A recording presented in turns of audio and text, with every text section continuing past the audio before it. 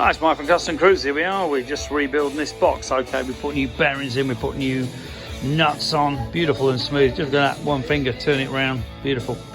Okay, we put all new bearings in this end as well. So we've got new needle roller bearing here, all pressed in. We've got a new bearing here, new circlips.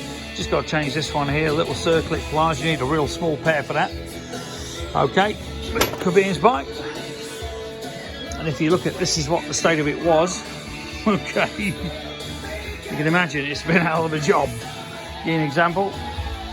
Here's some of the shit off it. So we've got to clean this all up. Beautiful smooth action now. Just got to replace this seal in here, the main shaft seal. Okay, put your new spacer on. Got brand new spacer.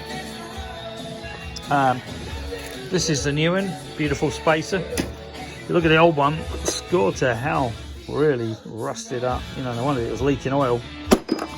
Check the state of some of these parts, pretty rough.